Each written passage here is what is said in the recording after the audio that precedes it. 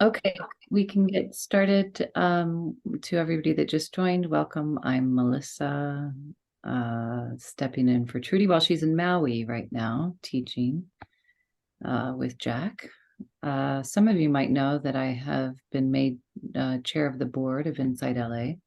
Many of you know that there were some financial problems with InsightLA.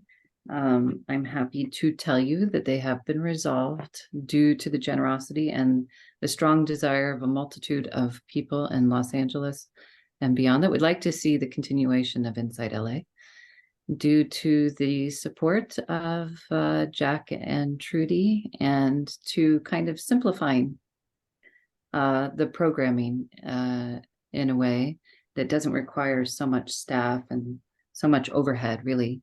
So we'll be moving towards a lot more meditation, and a lot of it offered as this class is every Sunday, which you guys attend on a donation basis.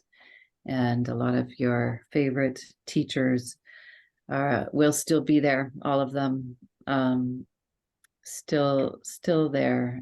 So it has gone actually very beautifully. I mean, sometimes these things need to happen for changes to come about, and the changes have been good and positive. Trudy will still be teaching, and Jack is still on the board, and keep the mind rooted in the Dharma, and it can't not bear good fruit. So take care of the Dharma will take care of you. So we're rooting the intentions deep in the Dharma. And I, as a leader now of the community, have been giving the reins, as it says in the Metta Sutta, of my mind, giving the reins of my own mind, so that I'm not corrupted by my personality or personal preferences, or which everybody is corruptible by, right? I've been giving the reins to loving kindness and doing that practice pretty incessantly, to the community. That's really what the intention of InsightLA is. I have tasted the fruit and benefit of the practices of meditation. And actually, there has been nothing in my life that has benefited me to such a great and broad and wonderful and uplifting degree as Buddha Dharma practice, and mindfulness meditation, metta meditation has done. Is pretty profound. And so I haven't seen anything else that, like people go away for a 2-month retreat, they go in looking one way, they come out just a little bit more of a glimmer in their eyes, more radiant, more slender often, more joyful, more lighthearted, and more less heavy. And I've never seen anything else able to do that, quite to give a glow on your skin, to make the whites of your eyes clear. And so to root into loving kindness is to say, okay, these are the practices that have helped us. They surely help us. I have nothing but faith in the fact that they're helpful. I know they are. I don't believe they are. And I would like for as many people to experience those benefits as possible, and to make the practices widely available to those to experience the practice. So that's giving the reins. We give the reins. May everyone who comes to InsightLA be safe, healthy, happy, experience an inner freedom, joy. And what happens when we practice loving kindness in that way, we have stepped out of our own personal view. And what have we stepped into? In English, we might call it goodwill, the goodwill of all, goodwill towards all, the greater good.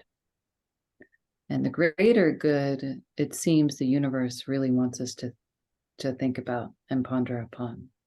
Not our personal good, not our personal desires, but the greater good. What is good for you and me and society, and to be healthy, happy, and peaceful. And so metta as a practice, which I've done many, many years of, and I know many of you also have done many years of,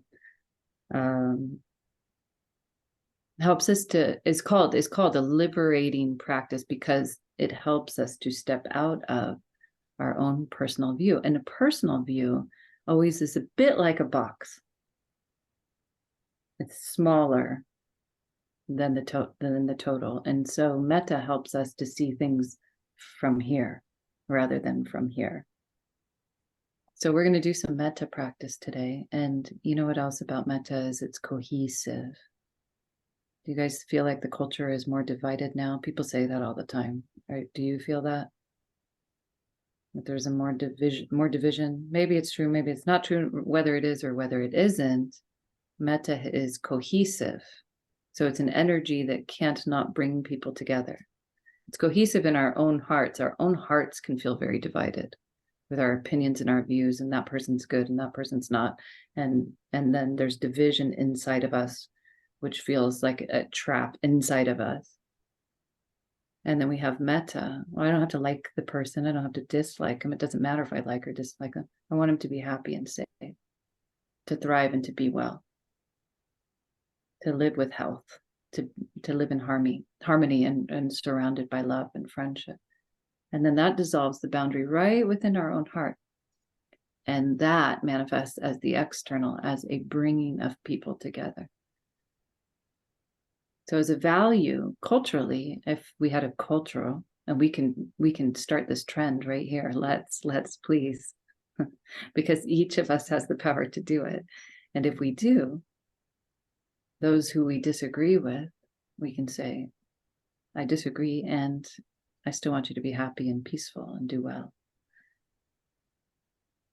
It's a maturity of mind, really, and it's a strength, and it's called a Brahma Vihara, the highest abode, the highest and most powerful human emotion. So for our meditation practice today, we'll give the reins to this practice. So set up a posture that is comfortable for you. And for your metta practice, make sure you really are comfortable. And if there's any pain that comes into your body during metta, go ahead and shift. If you're pretty wakeful, even I often lie down when doing metta practice, as long as I'm not going to fall asleep when I do it. Because that kind of ease and relaxedness of the body is really supportive for the metta practice. So mindfulness of metta, which is a foreign word to us, but it is an emotion that we have, a mind state that's inside of our hearts, that of goodwill, benevolence, friendliness, loving kindness.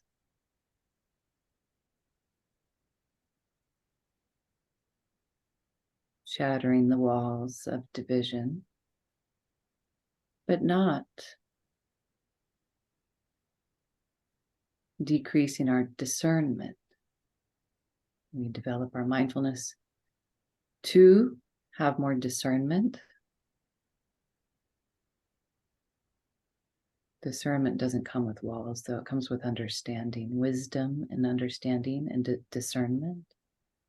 All the same word, panya.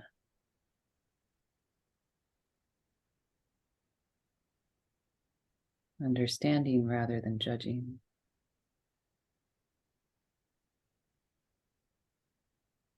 So let's start this practice, extending this towards ourselves, right into your own body, mind, your blood, your bones, all of your precious functioning organs.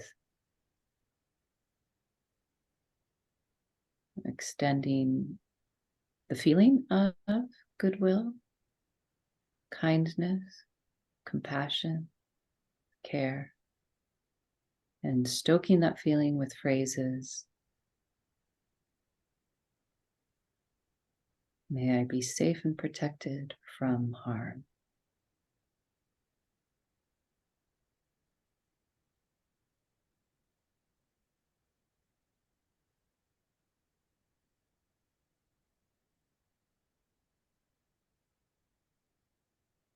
May I be healthy and strong of body.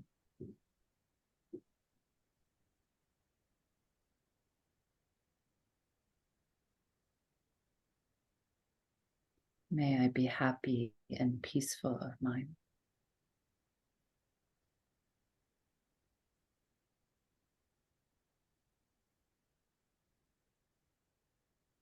May I be safe and protected from harm.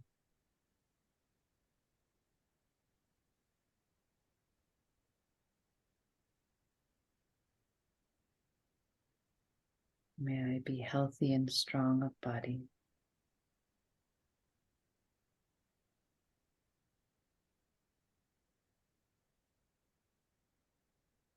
May I be happy and peaceful of mind.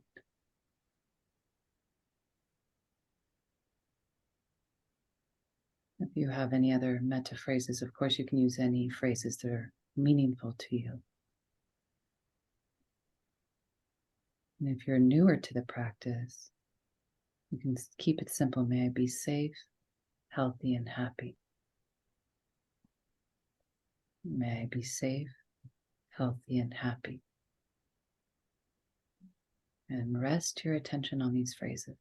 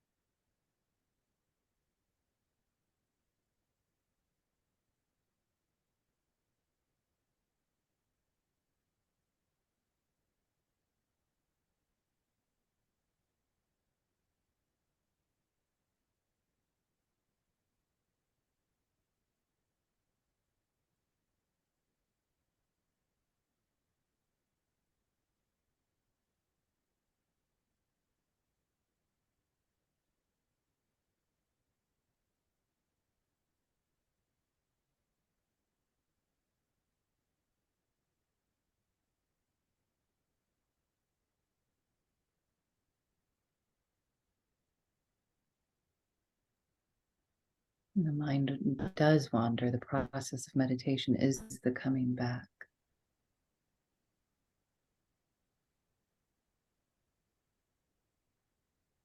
Come back gently. May I be safe, healthy, and happy.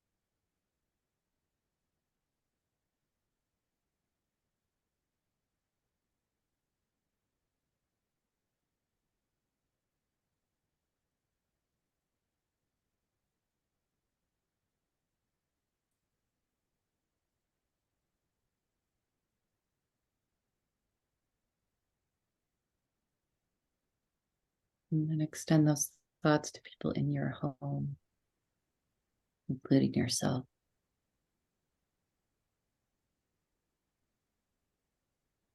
any beings, pets, beings we can't see in or around your home.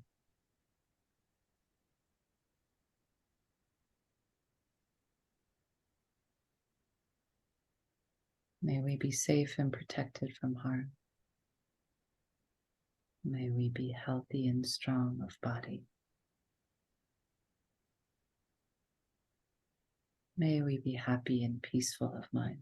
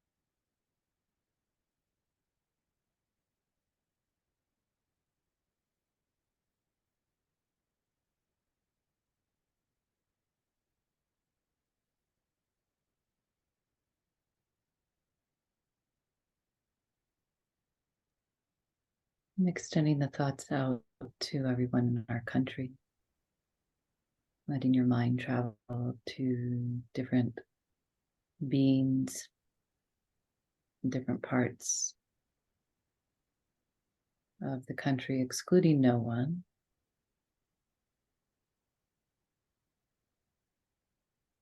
May all beings in this country be safe and protected from every harm, healthy and strong of body, happy and peaceful of mind.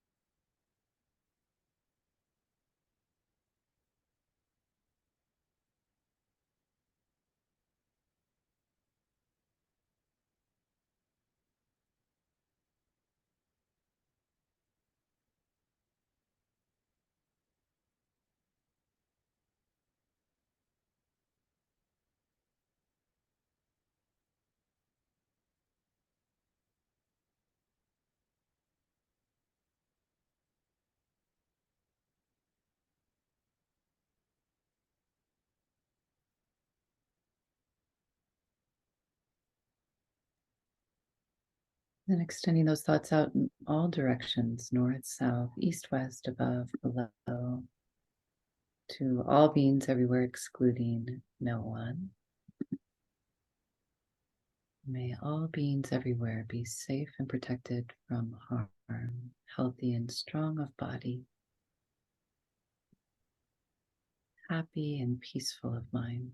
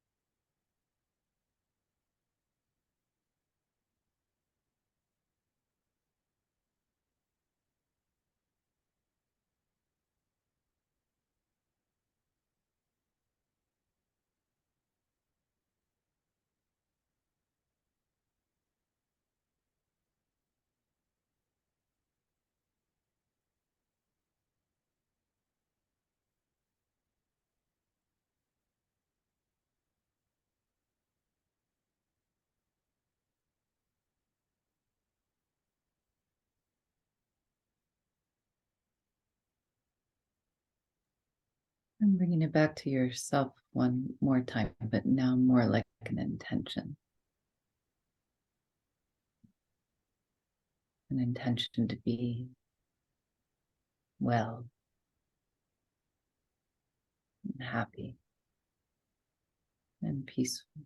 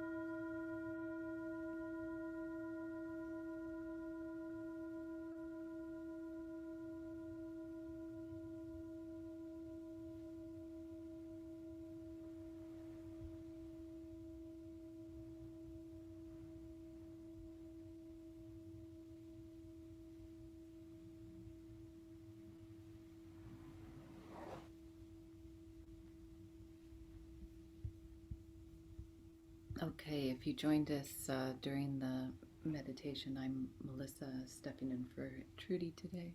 Nice to see you all. And that was metta practice, which the ones that I can see here, I know you know this practice well. One of the Brahma Viharas, called or translated as the highest abodes. So I often talk about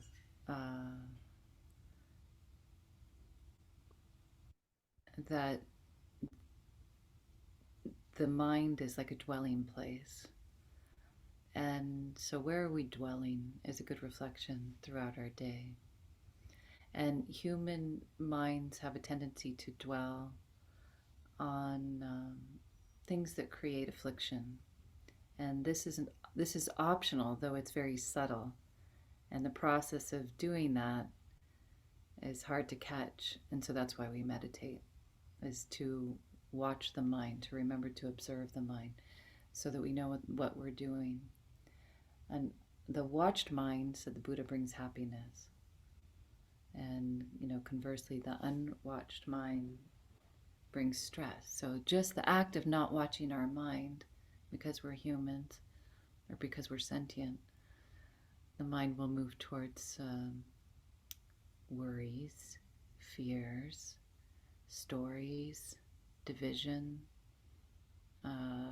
personal interest rather than the interest of the greater good, self-hatred, greed. These are the movements of the human mind, which are called afflictive in Buddhist psychology because when we experience them, what? They hurt.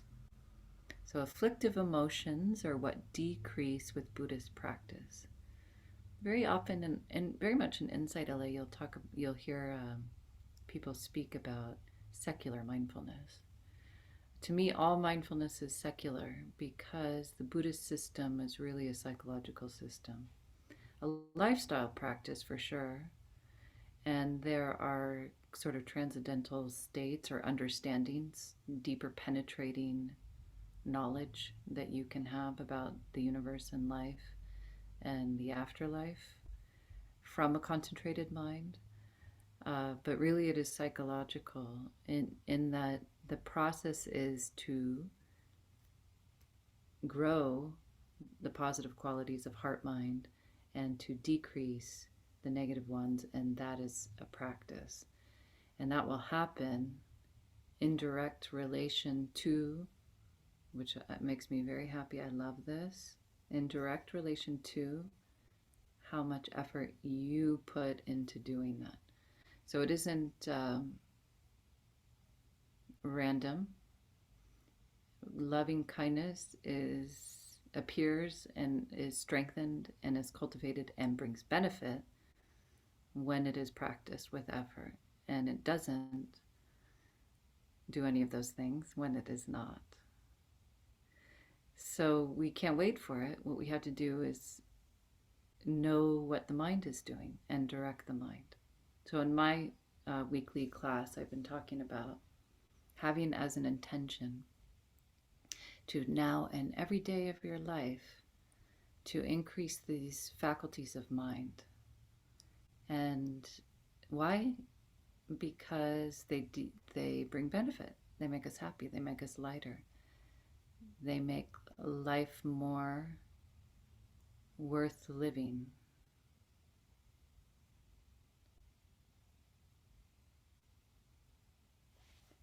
I don't have a microphone, Heather. So, but yes, I can. Try to speak more loudly. So every day of our life to increase the faculty of mindfulness, and mindfulness means to remember to observe. And what makes mindfulness come about in our psyches is mindfulness. So it's something that we can increase every day.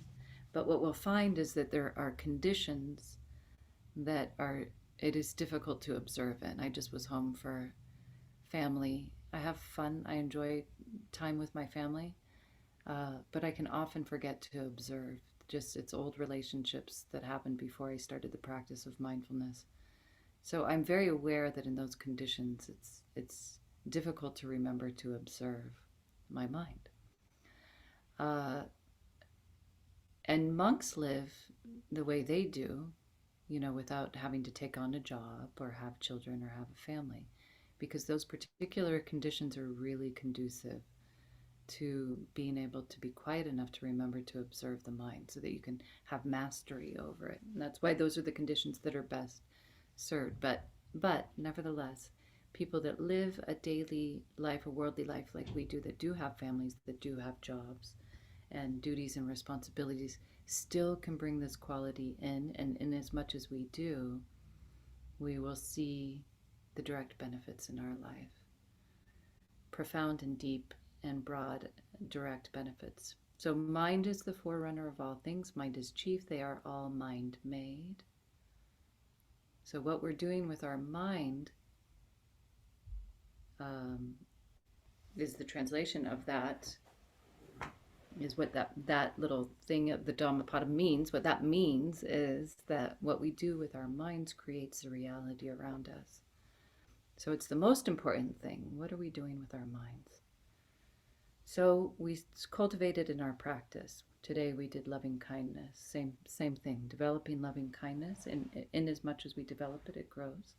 In as much as we don't, it will not. And as we develop it in our meditation practice, what we do is we taste the experience of loving kindness internally. And what does it feel like internally? We can't always access what it feels like internally. Sometimes we're just kind of doing the practice and it's dry, what they call dry practice.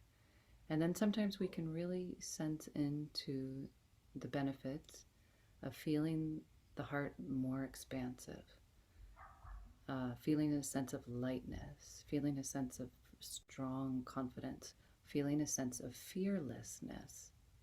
Anxieties go away.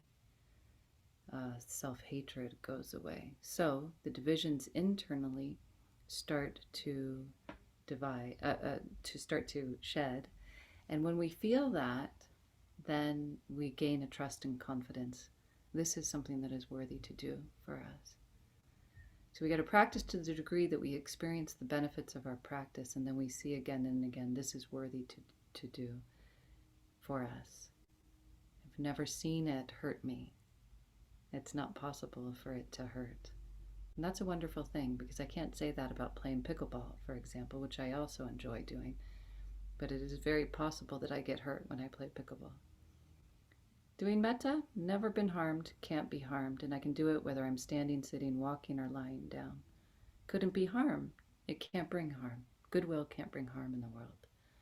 So it's wonderful that there's things that we can align the heart with, align our life's energy with, that will, something the Buddha said a lot, lift us up, be onward leading and upward leading.